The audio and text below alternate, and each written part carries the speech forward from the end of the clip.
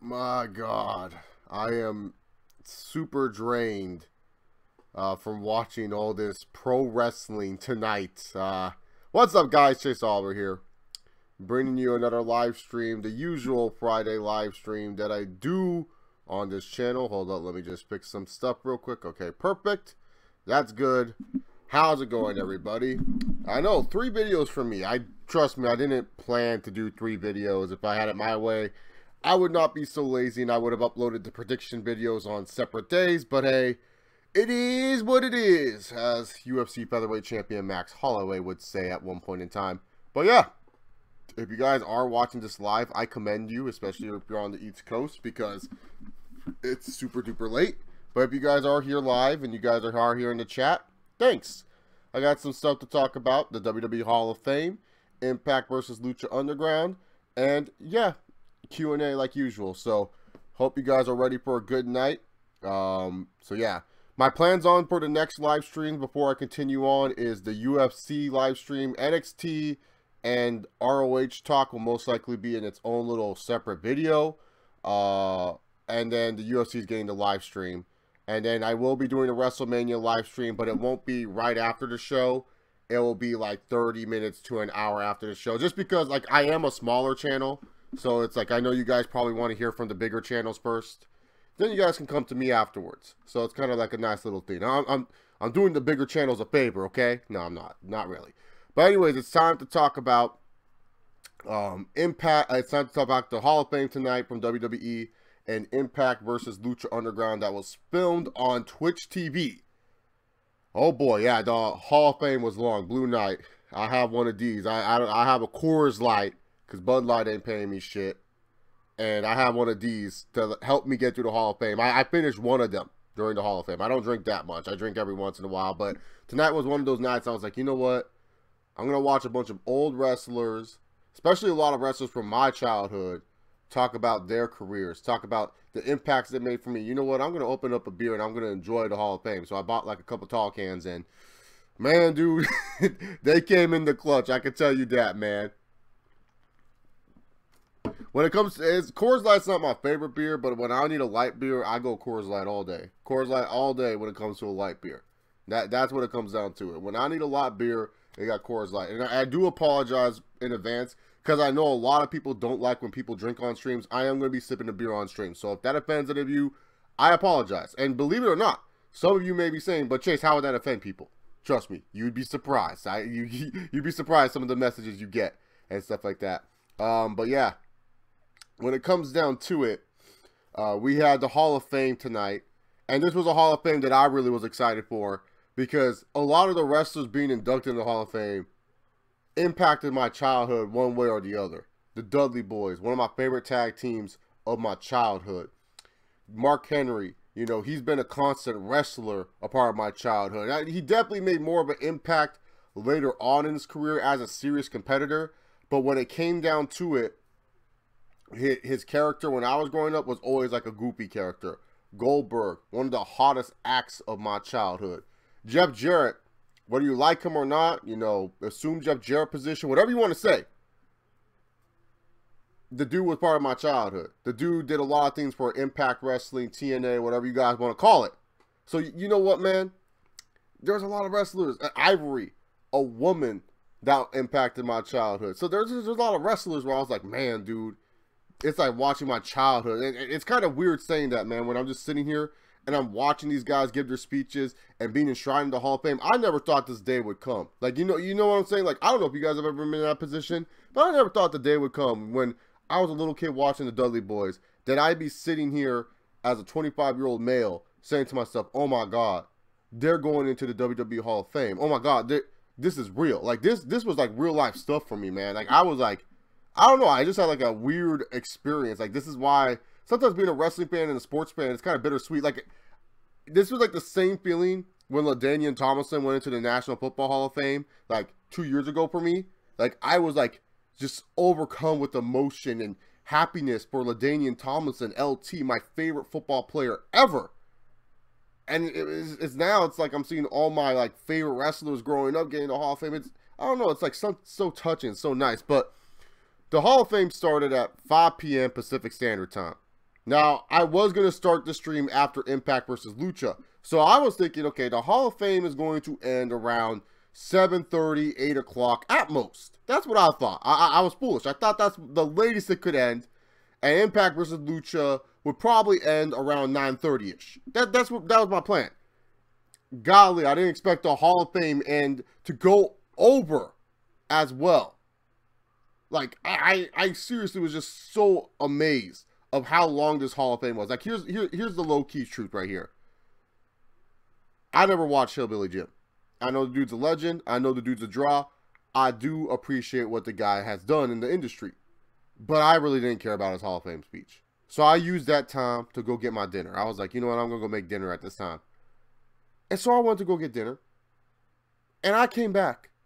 And this fool was still talking. Now, keep in mind, this took me like 15 minutes. This dude was still talking. I'm like, oh my God. Some of these people just kept talking. And I get it. For like the bigger names, yeah, take a while. Have it where they talk a lot. For the co-headliner and the headliner, yeah, go right ahead. Have it where these guys talk. But man, dude, when Hillbilly Jim's getting like 30 minutes, and I loved Ivory, don't get me wrong, she looked good, but when she getting 30 minutes, and then someone else is getting, it was just ridiculous, man.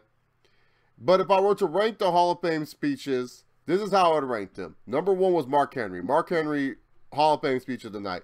Even though my network was having issues during it, I enjoyed with most what he said. I liked how he laid out his career path. I really liked that he brought out the salmon jacket at the end. The sexual chocolate blit was absolutely hilarious. So Mark Henry for me was number 1. Number 2 were the Dudleys. The Dudleys were just, like I don't know what it is, but always the first Hall of Fame speeches, they've always been pretty damn good. And so the Dudleys for me being at number 2, I thought it was perfect. Dudleys were number 2. They did a good job. I liked the bit where D-Von was about to say thank you at the end, and then all of a sudden their music cut and they're pissed. And so they sent out that poor little producer guy to take a 3D through the table. That was awesome.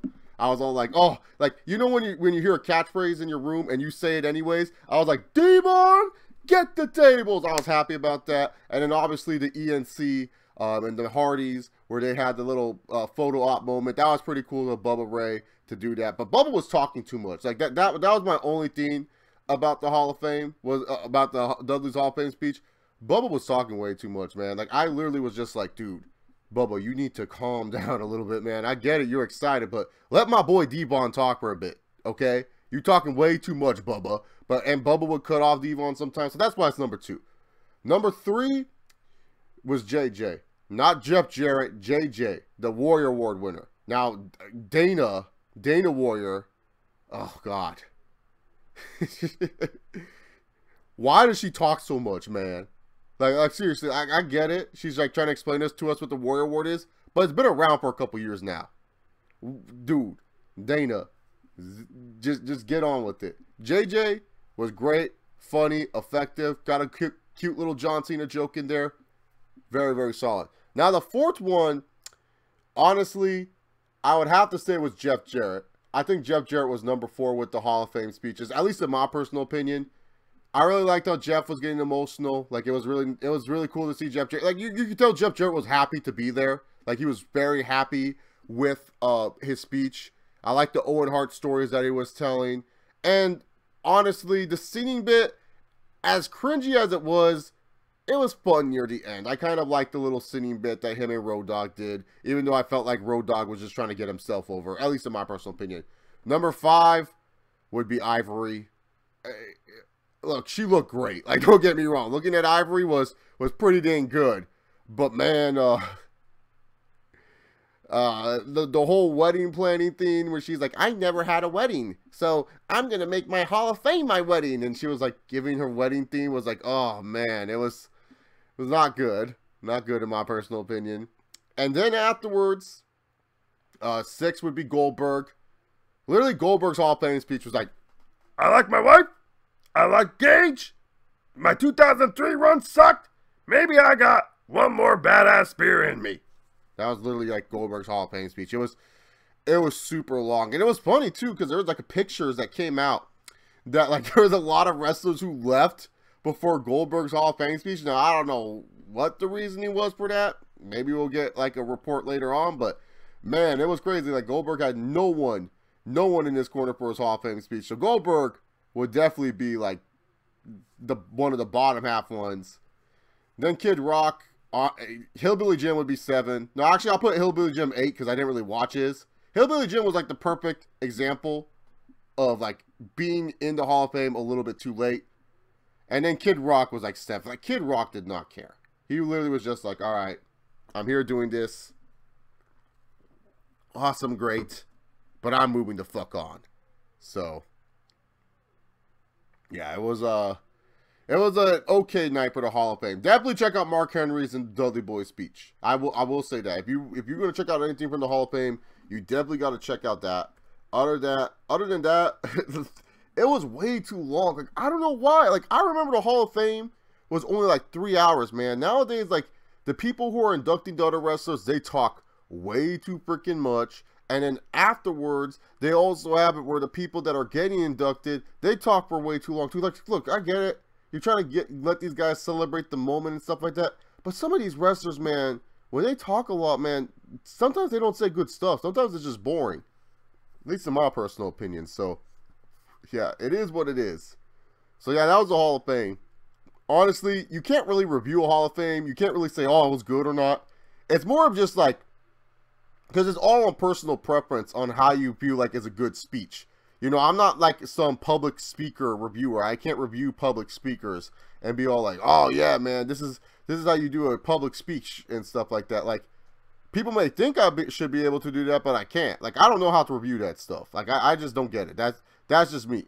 So you're never gonna hear me be all like, oh yeah, it was a good show, the Hall of Fame. Like, it is whatever, man.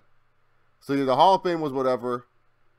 But yeah, moving on forward to the Hall of Fame, we got to go talk about Impact versus Lucha that was on Twitch TV. Now, Impact Wrestling versus Lucha Underground, I was really excited for this one because I was saying to myself, I really wanted to go on and really see what the Twitch experiment with Impact was all about.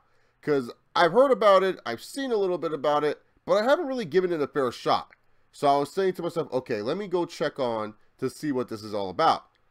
And it has some superstars from Lucha Underground that I really like Willie Mack, Killshot. They're facing up against LAX, even though it's not the notorious 187 Homicide. And I was like, okay, I like that.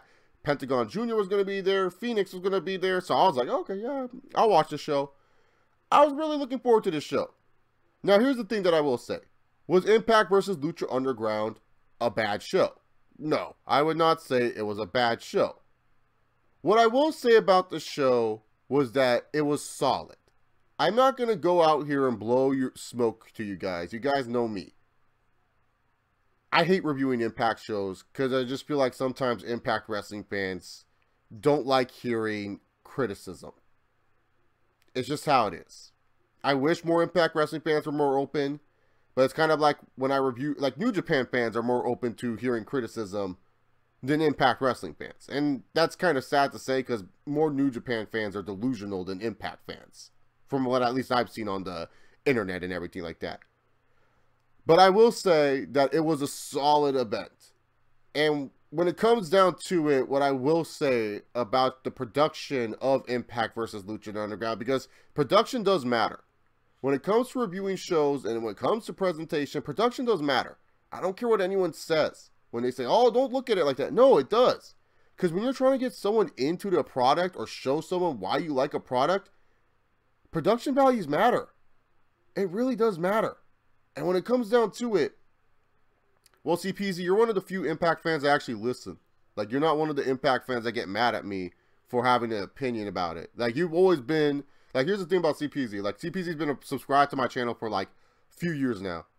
Every time I do an Impact review, CPZ's never the Impact fan to be like, oh, Chase, how dare you? Oh, Chase, no, you can't hate this. He gets it. He understands. You always understand. You never have gone onto the channel to say, oh, Chase, how dare you insult Impact Wrestling.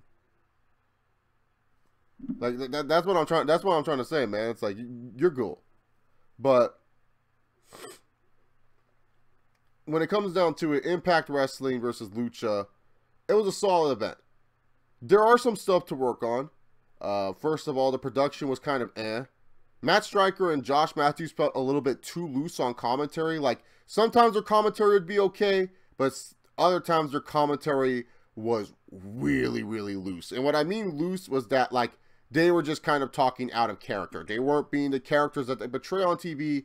They were just pretty much being loose about it. What I did like about their commentary, though, was that when the wrestlers were coming out, Matt Striker and Josh Matthews would give little bios and kind of tell you about who these wrestlers are. That's good, because especially if you're trying to get newer fans to watch this product, and especially because Twitch was probably getting more people who are trying to find different wrestling streams and they saw this, it kind of helped newer people out, be like, I don't know any of these wrestlers. And then you have it where Josh Matthews talks about a wrestler for a little bit, and then you have it where Matt Striker talks about a wrestler for a little bit. It helps out, so that was good. But other than that, their commentary felt like they were being a little bit loose. Like, they were just kind of just being very, very casual with it. I mean, that's kind of been different towards me, but they were kind of being casual with it. The camera angles for me were very, very off-putting. I felt the camera angles were just not camera angles that I would really like to see. Maybe that's just a venue restriction type of thing. Maybe they can work on that in the future, but the camera angles were kind of off-putting. It just felt like it was like a limited camera angle, and that some of the performers didn't have a lot of room to work with those camera angles, at least in my personal opinion, because they would be doing the same dive spot over and over and over again, at least in my personal opinion. When it came down to it, one of the things that I did not like was the microphone acoustics. Honestly, until the I Quit match, you couldn't hear anything that was being said on that dang microphone. I couldn't even hear Eli Drake's promo. I couldn't even hear, God, I'm drawing a blank on that dude's name. He cut a solid promo. The dude from Lucha Underground that hired Moth. I'm trying to remember his name off the top of my head, but it's just, I'm just drawing a blank. I'm so sorry. I'm just drawing a blank. What was his name? Famous B. I couldn't even hear what Famous B was saying. I honestly could not hear what a lot of the wrestlers were saying when it came down to it. I honestly just could not hear. And that's something that's bad, because when these guys are trying to cut promos, especially show their characters, if some wrestling fans are sitting there and they're like, what are they trying to say? Or they hear a crowd pop, it's just kind of hard to like understand, why is this crowd popping, because you can barely hear what these wrestlers are saying. So the production value really, really, really needs to change in the future when it comes down to these live shows. I will say, once again, this show was solid. Were there bad matches? Oh, absolutely. There were bad matches. Like, if anyone tries to tell you there was no bad match on Impact versus Lucha Underground, they're lying to you. Because there were some bad matches, but they weren't horrible. But they were pretty bad. Like, they were pretty bad. Now, I'm not going to break down this show match by match. I'm just going to tell you what I liked and what I didn't like. Because some of the matches, honestly, I was watching both the Hall of Fame and this back and forth. I'm just being real with you here. I was watching both. And from what I saw, what matches grabbed my attention a lot that I really liked were the main event between Austin Aries, Phoenix, and Pentagon Jr. That was a great triple threat. Originally, it was supposed to be a tag match, but Alberto El Patron no-showed. Whether it's part of a storyline or not, I don't really care. I was all like, whatever. Patron's not there. It doesn't hurt me. It doesn't make me care all that much, because, you know, if they want to add it to their storyline, good, great, that's fine. But other than that, it wasn't like I was missing El Patron. I really wasn't tuning in for Alberto El Patron, but maybe it pissed off some El Patron fans. But honestly, I think we got a better match out of it, because the triple threat match was really good. And honestly, I was surprised Pentagon Jr. went over here. Like, I know Pentagon Jr. is one of the bigger stars for Lucha Underground, but I was like, come on, man. You're not going to let the belt collector, the Impact World Champion, Austin Aries, lose here. Now, granted, he didn't take the pin. Granted, Pentagon Jr. did pin Phoenix, who, by the way, he's facing at Redemption. But I was just surprised that Aries did not get a win here. You would think, because this is Impact's Twitch and Impact's production, that Impact would say, yes, we'll let some of your guys go over. But ultimately, when it comes to the bigger matches, we need our guy to go over. And that's kind of always been my problem with TNA or Impact Wrestling. And I'm sorry if I call it TNA, it's just out of habit. What I always hate when Impact does co-promotion, and we saw it with the All Japan when they did that Bound for Glory show in 2014, is when they always do it where they have the other promotion go over. This was on Impact's Twitch. This was on Impact's show. And not a lot of Impact wrestlers went over here. The only wrestlers that went over were if, like, okay, that championship is on the line. So Ali went over and LAX went over. But other than that, a lot of the Impact wrestlers didn't go over here. And that just makes no sense. Like, I understand if you want certain guys to get over here. But don't book them in matches where Impact needs to get their guys over. Like, Austin Aries losing. That shouldn't happen on a card like this. The belt collector should not, what's it called? The belt collector should not be losing on a show like this. Moose should not be in the opening match losing. Like, I understood why you wanted to keep Mansana safe. That's fine. That makes sense.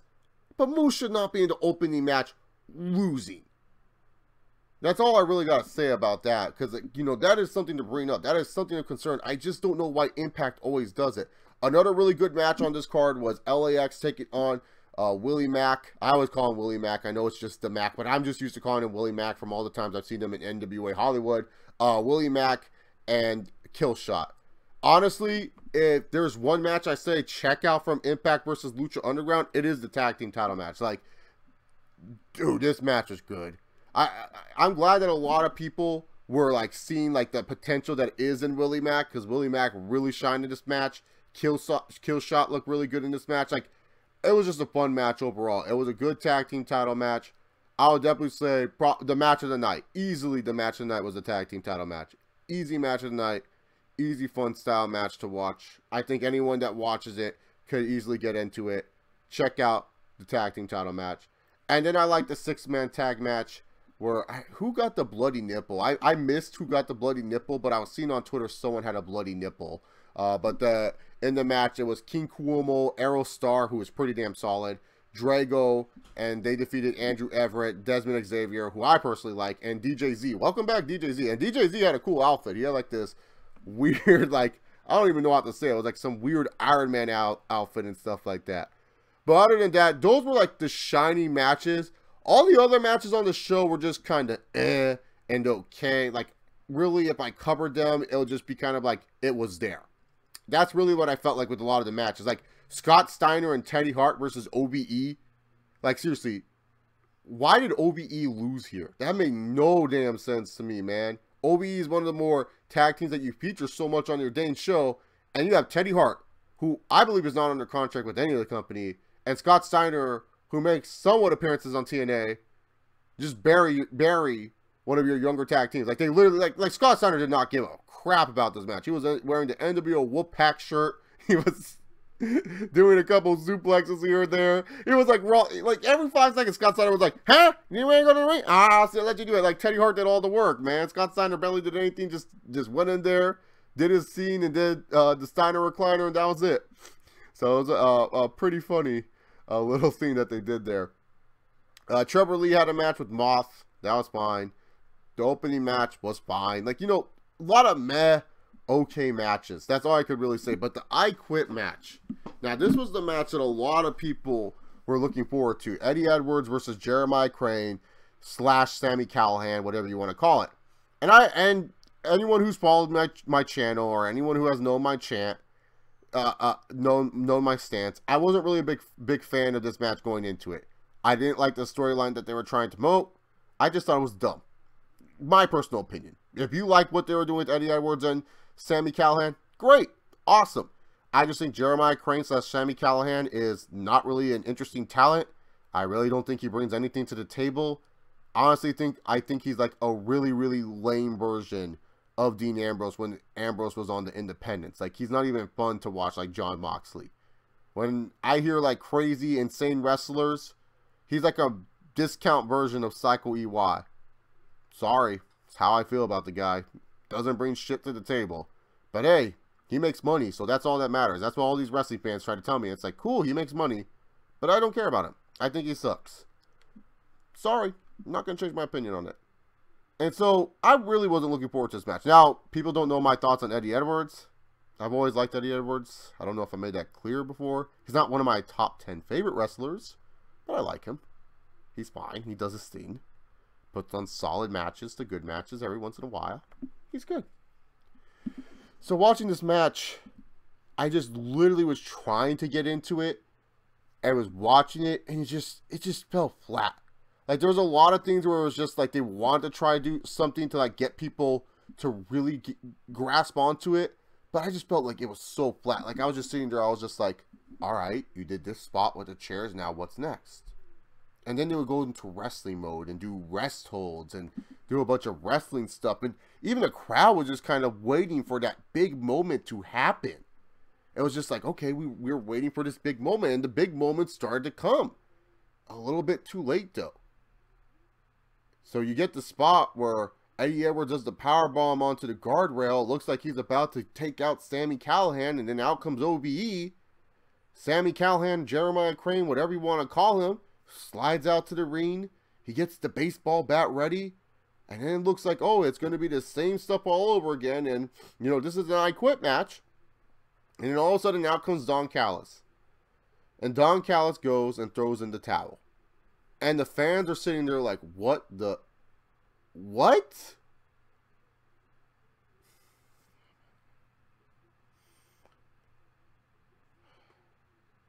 I hope there's something more at Redemption. I really do, because you had this I Quit match, and that's how you do it? Like, it literally let the air out of the building. Like, the fans were just, like, so disappointed with that ending. They were just like, what the... Really? It was bad. I'm sorry, it was bad. Not a good ending. Not a good ending whatsoever, man. Just terrible. Like, you would think for a feud like this, at least give Eddie Edwards redemption. At least have Sami Callihan. And the thing is, they've always built up Sami Callihan and Jeremiah Crane as being some unhinged character. That's what all these wrestling fans tell me. And then after, when Don Callis said, no, don't do it, he was like, okay, and he just left. Like, I'm not saying hit Eddie Edwards with a bat. I'm saying Eddie Edwards can dodge, and then Eddie Edwards can get some shine, hitting like a knee to the face or something to kind of replace it. You know what I'm saying? But no, instead, they're just like, no, LOL. Match is over. Throw in the towel.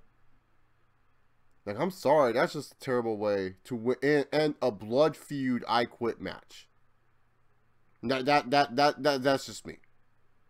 But overall, though, Impact versus Lucha Underground, if you get through the technical mishaps, it's a solid show. Nothing special, nothing great.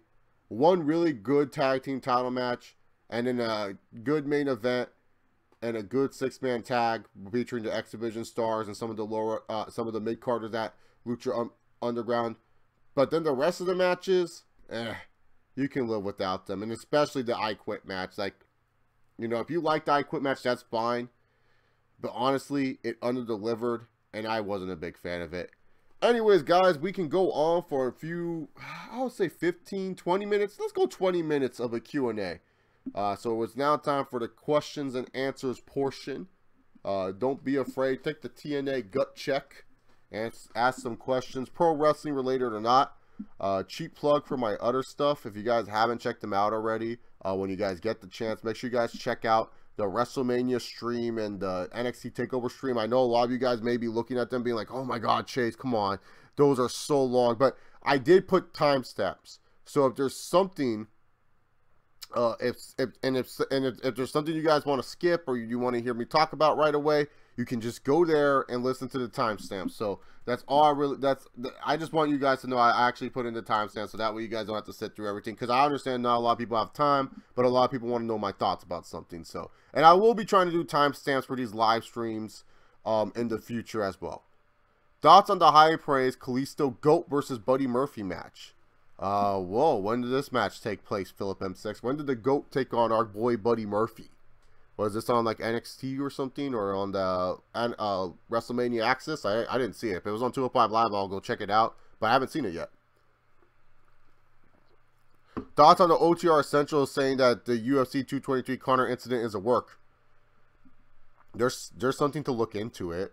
Like, I'm sorry. Yes, just because the police were involved and everything like that doesn't mean all of a sudden it's not a work. Here's the thing. Why I say that it could be a work.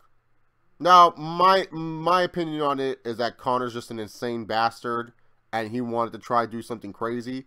But Dana White is not really like trying to sell it like he's mad at Conor. No, because here's the thing. A lot of people have been trying to argue with me that, oh, you know, Conor McGregor, like Dana White is not that mad at Conor because he's a billionaire now and he doesn't really care about this at all anymore. Bullshit, dude. Dana's the most emotional bitch ever. And I'm not stuttering when I say that. He is the most emotional bitch ever. Emotional. He's the most emotional bitch ever. When it comes to shit, Dana White's the first guy that is literally always... Dana White is literally always freaking out, bitching and moaning about something. When John Jones canceled UFC 151 because he didn't want to buy Chael Sonnen, you know what Dana White was doing? He was crying. He was yelling on the top of his lungs, saying, "Oh my God, John Jones and Greg Jackson, they're sports killers." John Jones, when he failed his last drug test, John Jones goes on and right ahead, and Dana White, you know what he says? He's pissed. He's annoyed. He says he can't believe it. He's disgusted. He's never talking to John Jones again.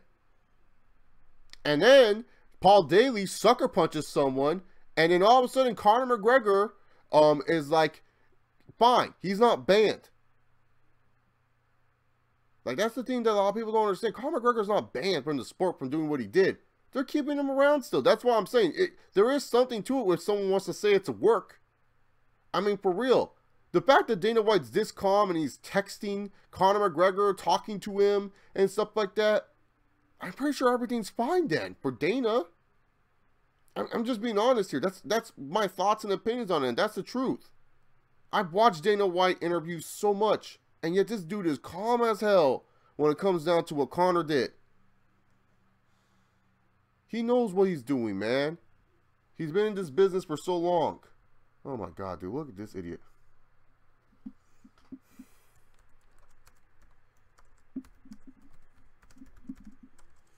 Oh, new.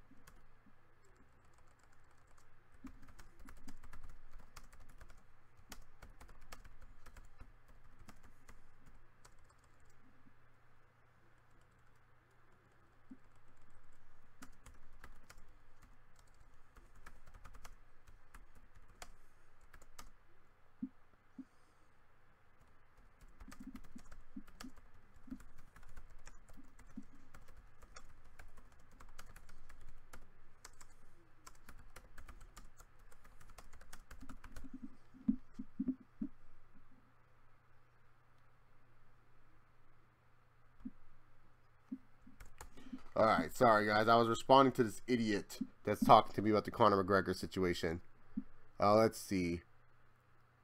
Conor has a restraining order from Michael Chiesa and Ray Borg. Well, yeah, that's something that the police have put on there because they're potentially going to file lawsuits on Conor McGregor. You know, that's something that the police have done. So, yeah, that's like just normal court stuff. That was also a way so Conor McGregor can't get into the arena and stuff. Okay, so they're going to take on each other in a 6-man tag redemption in a House of Hardcore match? Okay, so that's what they're going to do. I guess. Ended on your actual show than that one. Match I'm looking forward to most at WrestleMania.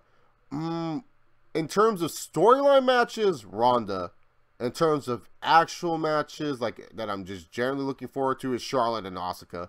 I've been looking forward to that match for quite some time. Like, I just think it's going to be such a fun match and everything like that. Like, I just think it's going to be good. Am I the only one who thinks Okada's pants is stupid and thinks he's a 90s NJPW Three Musketeers? How dare you, degenerate Sharingan? The pants are awesome. Everyone's all, bring back the trunks. No. Okada is killing it with those pants game. Okada don't need to show his legs anymore. He understands. He's fine. He's New Japan's top star. So, yeah. You want me to do my Conor impression on the fucking whole incident? Here's a fucking Lindsay Peasy. Fucking Khabib all of a sudden fucking talking shit, acting like he's some hot stuff. Khabib should know better. When you mess with a king, you better not fucking miss, and he fucking missed big time. He took on my friend Orton Lobuff. He decided to surround him like a little hood rat, and Dana White wants to call me a thug. What the hell is Khabib? What the hell is Khabib surrounding my boy like a fucking thug? You really think that that's what a real man does? Has his whole team surround one fucking man? You really think that's what a real man does? Khabib is nothing more than a little bitch, and I showed it, because a real man would have hopped through that broken window and would have faced me, but instead he's hid behind his trainer, and he was looking scared. He said he was laughing on the inside. I saw the picture, Khabib. I saw fear in your eyes. You didn't want to fucking fuck with me. As for apologizing, I apologize to absolutely fucking no one. I can't do it, that part, but there you go. Has my Connor improved, or do you guys just think it's, like, terrible? I just want to know. I've tried. I've done better. I've done better Connors. It's just because I'm like a little bit stuffed up too right now, so I couldn't really get that going. But when I do the fuck, I definitely got it. I definitely got it sometimes. Sometimes I get it, sometimes I don't. But hey, like Max Holloway says, it is what it is. Well, you know what it is. What it is that I'm gonna make bank next time I fucking fight. Thank you for your money. Thank you for the check and stuff like that. Oh, that's good to know. It's good. Thank you, Degenerate. But no, Okada is not ridiculous looking in the pants, Degenerate Shargun. We will have to disagree on that one, okay? Agree to disagree. I hate doing that, but we'll have to agree to disagree on that one. Thoughts on Khabib versus Iaquinta? Oh my god. I mean, Iaquinta is a pretty solid fighter. I haven't seen him. I haven't seen him against a top dude, so I can't really say like Iaquinta's trash. Because, like, here's the thing. If I've seen Iaquinta, and I'm just saying his first name, not Al, not Raging Al Iaquinta. If I've seen him against a top guy, I'd be able to tell you, oh, yeah, he's pretty solid, so he has a chance. I mean, he does have a solid chance. I mean, he's part of Matt Serra and Ray Longo group right there. They're known for their little upsets. See Weidman, see Matt Serra. So, you know, they're known for upsetting top-notch fighters.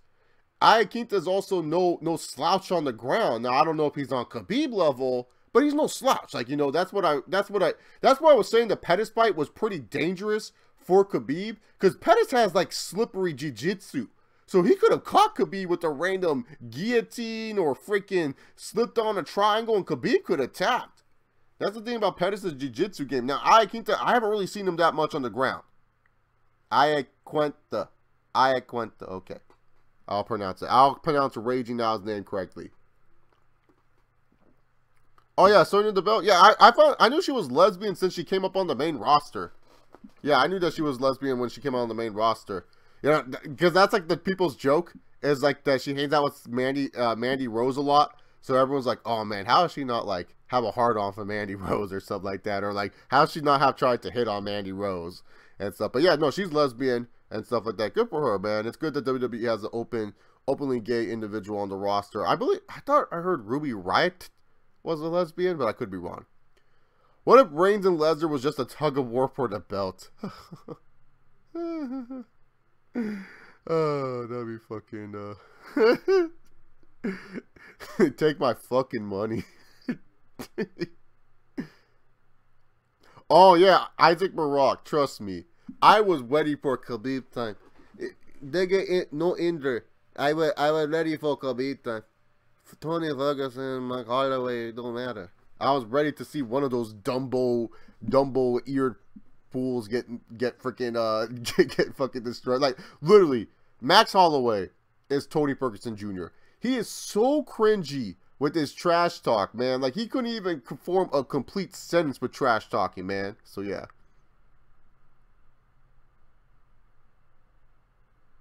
Well, because like his ground game is probably underrated with training with Sarah. That's what I'm saying, man.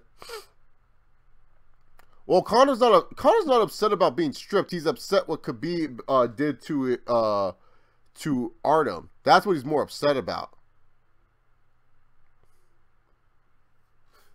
It does suit Okada. Okada's a cocky ace. He can do whatever he wants.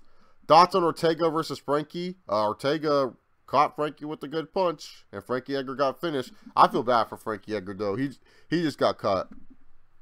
Oh, I know. She has to have self-control, man. Sonya Deville, no way you could be hanging out with Mandy Rose like that and not have, what's it called? Self-control. Balor Club is for everyone. Yeah, it is for everyone. Like, here's the thing. You guys know I don't like Finn Balor. But not even I would give him that terrible gimmick of him being a homosexual. Like, seriously, this is why Stephanie McMahon, like, when people go, oh, yeah, I can't wait till Triple H takes control. Like, this is why I say, man, I don't want to. Because Stephanie McMahon has these terrible ideas, man. This is why she's not a booker in the WWE. Because when she books shit, man, it's terrible. Like, for real, dude. Who literally thought about this? Who literally said, oh, let's try to make Finn Balor an openly gay man on the Raw? Like, ugh, that's so dumb. I don't even like Finn Balor, but I want to do that for him. That's just terrible, man. Isn't Alicia Fox bi? I didn't know that. Huh, I didn't know Alicia Fox was bi. That's interesting. She could be, but I'm not sure. I don't know anything about that. Oh, yeah. No, it was bad. Well, Khabib, his trash talk's funny because he's still learning English. So it's not like Khabib's trash talk is like all that great. But when it comes down to Holloway was like, yeah, but there's a difference. His name not Max Holloway. It is what it is. Oh, the best is blessed. Like, seriously, dude. Like, to be the best, you gotta beat the best, and the best is blessed. It's like, oh, God. Like, I can't wait till when he faces T-City. Because T-City's an underrated trash talker, man. Like, if you don't know how he trash talks pretty well. But Ortega's just going to sit there and as he says this cringy stuff, and he's just not going to care. Yeah, good for Al Snow. I mean, he used to train a lot of wrestlers from there, man. So, good for him. Wasn't Impact using OVW for a little bit, too? Sup, Steven? My favorite Hall of Fame ceremony would be 05 with Hogan and everything. That was great. Who's winning, Balor, Miz, or Rollins? Whoa, degenerate. I predicted Balor in the predictions. So, ooh, an autistic gimmick. That would be... No, they did Eugene. Is Leonard fighting DC when he returns? Well, DC hopes so. Because DC was getting a what's it called? Is getting a boner. Because remember, like, they were talking about... Because so what happened was, Ariel Helwani asked about it, and Dana was like, oh yeah, Brock Lesnar's still in the contract. And Dana was like, oh yeah, with WWE. He's like, no, he still has a UFC contract. He just has to get back in the USADA pool. And then later on, he's like, oh, would the winner of Stipe and DC face Lesnar? And he's like, that's a possibility. And like, DC almost got like a heart attack. And he's like, oh, it's green panty night. Why do you think Anthony Pettis regressed? Honestly, I just think injuries caught up to Anthony Pettis. Like, it was just more of like the fact that injuries caught up to him. And then it was just like he never really worked on his takedown defense all that much. He kind of worked on the fact that, hey, I'm a flashy striker and I can catch anyone. And you always felt that his ground game off his back was really good. But honestly, I just think that he regressed mainly because he didn't even try to improve his takedown defense all that much. And just personally, he just tried too many different things. Like, he was banged up, so he tried to be active while he was banged up, and that wasn't good. Then he tried to cut down to 145, but he was too big for 145. So it was just more of like him just not making good professional decisions. But the good thing about Pettis is that he's still young. Like, you know, for MMA standards, MMA fighters can fight till like they're 40 and stuff like that. They won't be in their prime, but they can still fight till they're 40 and stuff like that. So when it comes down to it, he's still young, so he can still bounce back. But what made him regress was more the fact that he was injured. Dude, I wouldn't be surprised, man. If some of these UFC fighters, they're losers. They have nothing to do.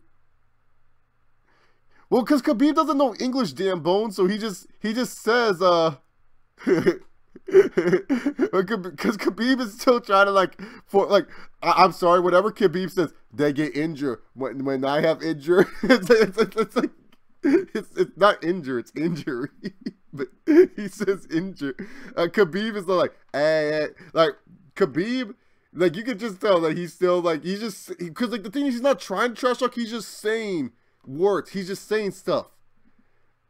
It's like the best trash talk that he says, like, I'll send you a Reebok shoe that says interim champ.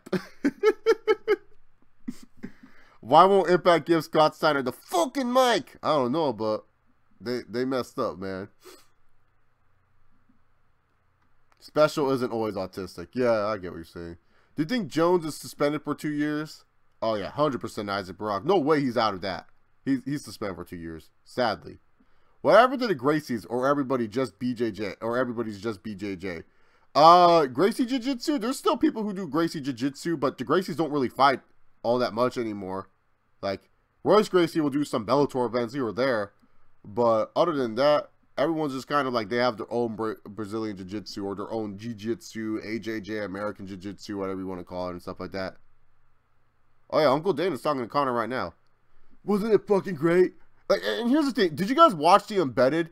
Man, it was kind of suspect, man, that Embedded had perfect angles of Connor and when he threw the thing. Like, dude, the angles are so perfect, man.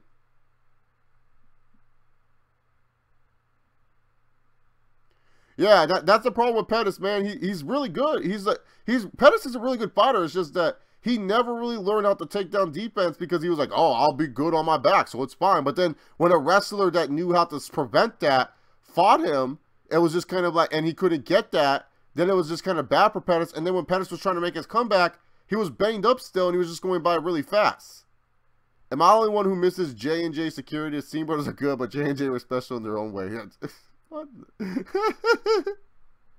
I forgot about J&J. I like the Seam Brothers a little bit more.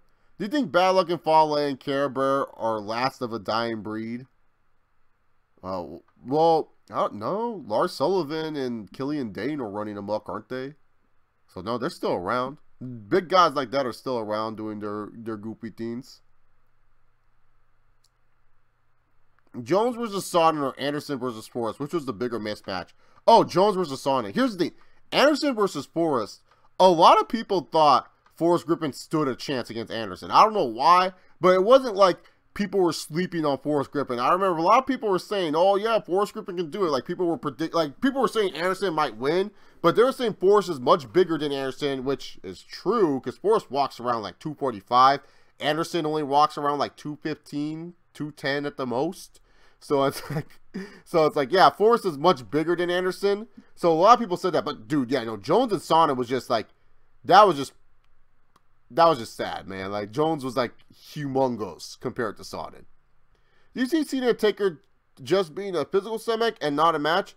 I think it's gonna be a match, man, because here's the thing, CPZ. I don't understand why you would just have all this hype up just for it to be a freaking segment. Like, who does that? Like, who says, oh, I'm just going to build up all this time, build up this match just for it to be a segment? Like, that's just dumb. Like, you wasted 20 minutes of Raw just for that. Where is Burger King? Take this Burger King here. Those BJJ. Oh, my bad. Oh, that's fine. Will you do the greatest Rumble ever predictions when it gets close to the time? I don't know if I'm really going to predict that show because I don't really do predictions on shows for WWE if I know the shows matter. Like, is this show going to really matter to main WWE TV? That's the thing. Like, I'm going to watch it for sure. I'm going to talk about how I felt about the production. But I don't know if I'm really going to predict it. But I'm definitely going to watch it. Thoughts on Dana being a fighter on the UFC 3 vid game? I thought that was hilarious, man. Like, I love when people, like, troll people online and they have Dana White fighting and stuff like that. I think it's hilarious. Honestly, I haven't played the UFC game, man. Yeah, no, but does the Greatest Rumble have anything to do for WWE? Like, is it gonna do anything where it's just gonna be like, it's gonna tell any story? Like, I just feel like it's just a match, right? It's just an event in Saudi Arabia. Yeah, no, Forrest walks around at 240, man, 235. Dude, Jones walks around at 250, man. Jones is huge. People forget Jones walks around 250. That's why Jones is like, oh, I'll go a heavyweight. Jones would, because like I heard from what I've known, people said Jones would just go at 235. Like he would fight heavyweight at 235. Oh yeah, no, yeah, because how else would Conor know which bus Khabib is on too? That's another thing. What do you think makes Eddie Alvarez good? I don't see much things great about him. Alvarez is really good at takedown defense. He has a very tough chin. His boxing is really solid. He fought RDA at a good time. And also, I think RDA was just kind of getting tired of the weight cut. That's no excuse because, you know, when you're the champion, you still have to fight at a high level and stuff like that because he did get clowned by Ferguson at the next time he fought RDA. But honestly, he fought RDA at a good time. He beat RDA in a good fashion. He just is a good... He's one of those guys that's a good brawler. But when it comes down to facing lankier guys, you know, he just gets fucked. See the Conor fight. That's why they made that Conor fight right away against Eddie Alvarez, because they knew Conor could beat Eddie Alvarez. Oh, Ariel Helwani got this? All right, his nose got it, man. Oh, doesn't... Lars kind of wrestles like a big guy. Lars wrestles like a big guy. Ishii and Suzuki wrestle like big guys. I mean, yeah, Ishii's like Taz, but he still wrestles like a big guy. Brian Cage doesn't wrestle like a big guy. Lashley wrestles like a big guy, to some extent.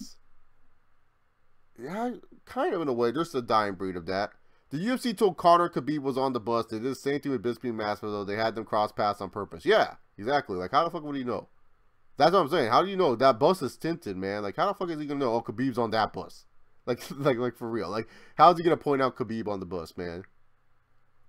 Oh, Thomas Davis got suspended. It's fine. They have, like, depth at linebacker. That's the one thing the Panthers have.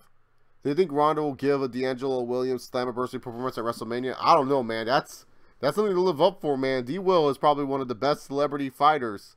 Well, Ronda's not really a celebrity. She's now a wrestler, man.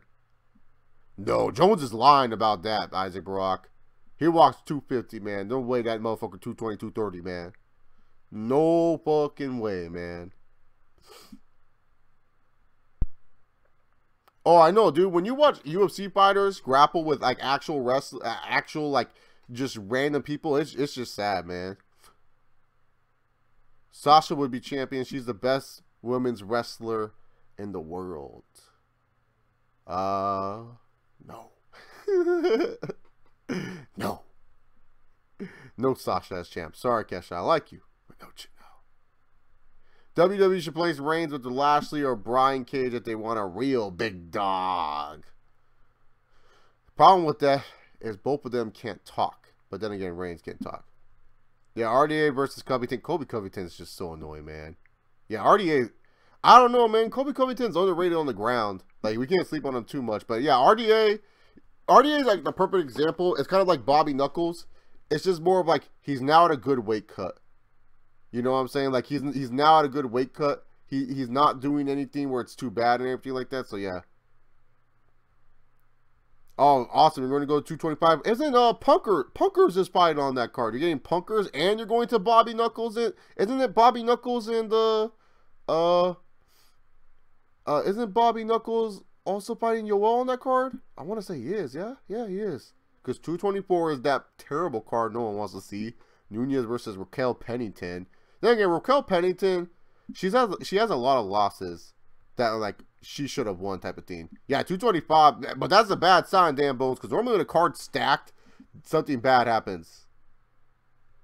I hope you get Whitaker Romero. Honestly, if one fight does not get touched for you, man, I hope Dan Bones you don't lose Whitaker Romero, because that first fight, man, I love that first fight, man. It was hard. It made me tired watching it. Bobby Knuckles is fun. Romero is good. I hope Romero makes weight. It's good, man. Jones versus Stipe. Do you think Stipe is a huge challenge for Jones? Yeah, dude. Stipe has knockout power, man. Stipe has legit power, man. And he's a good wrestler, too. That was one thing people forgot about Stipe, is that he's a good wrestler. Who does his bearded spear? Cockfist or Black Lesnar? Oh, Black Lesnar easily, man. He flips people, man. Dude, Coke Jones is the greatest, dude. Coke Jones beat Daniel Cormier. That's what I hate when people go, oh, Jones can't even beat Cormier clean. First of all, he beat Cormier on Coke. So that's different. Man, dude, you disrespecting Michael Jackson. How dare you disrespect Mike the Troop Jackson, okay? Gustafsson versus Rockhold. Is it intriguing? Oh, yeah, that's super intriguing. I feel bad for Gustafsson because that's a dangerous fight for him because Rockhold ain't no slouch. Because Rockhold has those kicks that could separate Gustafsson's reach on him and stuff like that. And no offense to Gustafsson is not known for his power. Gustafsson is known for tiring you out. and stuff like that. So it's not like Gustafson's going to be like being able to knock him out. Like Rocco won't have to be like, okay, I'm fighting Yoel Romero, who's like a fucking missile, and one punch could end my life. Like, you know what I'm saying? So like with Gustafson, it's a good fight, man. Well, yeah, because like, he doesn't want to face, because like if you're the former middleweight champ and your most recent loss is to Yoel Romero, who could become the UFC middleweight champ, why would you want to ruin your stock fighting Gustafson right now? It would make no sense. Yeah, I know exactly, man. I heard Mayweather started UFC training, so yeah. What's a big match UFC hasn't done that you think they should? There's a lot of them actually. That they haven't done though.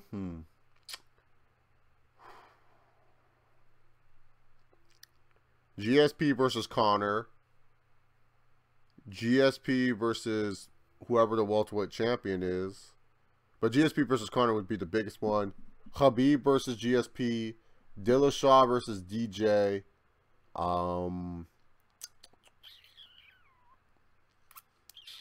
You're saying big matchups, so I'm not just gonna say random matchups and stuff like that. Oh, Teixeira, yeah, he's the biggest gatekeeper, man. This decade, so far this decade has been pretty solid, at least for me. I've definitely grown as a human being in this decade. But overall, it's been okay. You know, yeah, there's some what's it called, bumps and bruises down the road of it, but I wouldn't change it, at least in my opinion.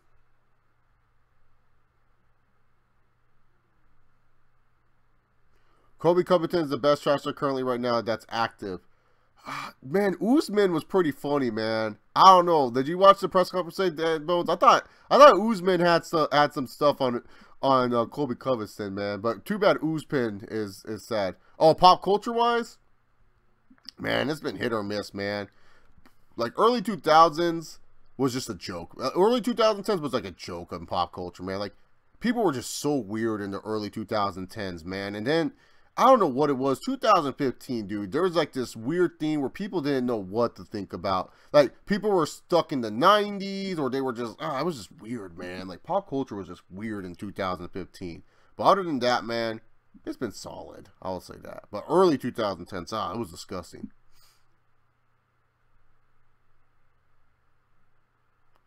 Yeah, he can't. They have he can't get close to anyone that he hurt during the bus incident. It's part of the law.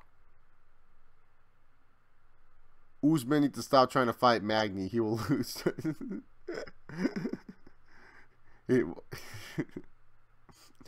That whole press conference was just weird trash talk, man. If y'all watched it, it was just weird trash talk. Anyways, guys, I think tonight is a good place to end the stream here. Thank you guys very much for tuning in live. So anyways, the plan for tomorrow, Usman or Ponzinido. Oh, goddamn. I don't even know what Ponzinido is. Is he a trash? Is he a fighter? Who? Oh, Santiago? I don't even know that was his last name. Even UFC's just been promoting about Santiago. Santiago, I think, could win that fight, honestly. He's pretty fucking good. I think Usman walked himself into a trap there, in my personal opinion. But I think Santiago could win that fight. I like Usman, but if Usman can't wrestle, I don't think Santiago's going to let him wrestle fuck him. That's the thing. Darren Till is hyped, but not overrated. Overrated, like, he's beating some dudes, but he's just more hype. For the time being, yes, but once the lawsuits are settled, then yeah, he can go close to them. Did you hear the build the wall remarks Eric made towards Patron during the press conference? I haven't watched the press conference because I was actually busy at that time, so I didn't get a chance to watch it, man. Yeah, man, I remember that. Do you think Khabib is overrated? I never said Khabib was overrated. I said Khabib's a good wrestler. I said his striking's overrated, but I never said Khabib was overrated. Come on, man, on Khabib time. Oh, yeah, social justice. That's another topic for another video. The social justice working society of 2018. Anyways, guys, like I said before, some interesting questions came up. That's it for this stream. Thank you guys very much for tuning in live, for watching this. So tomorrow I will be doing a live UFC 223 recap and results, and then afterwards you'll see videos on NXT TakeOver. You'll see just a regular upload video of NXT TakeOver. Okay, I'm not going to do a live stream for it because I'm going to be watching the UFC event. But during the dead moments of the UFC event, I'll be able to do the NXT TakeOver review. So I'll do an NXT TakeOver review, and I'll talk about ROH Supercard of Honor if time permits me. Thank you guys very much for watching. Remember, guys, this is going to be the last 2 days that I say this catchphrase. So after WrestleMania, it's done. Remember, guys, just like our champion Brock Lesnar, sometimes you don't have to give a shit in life. Pop your calls and say with me as we leave the stream, yo! Yo!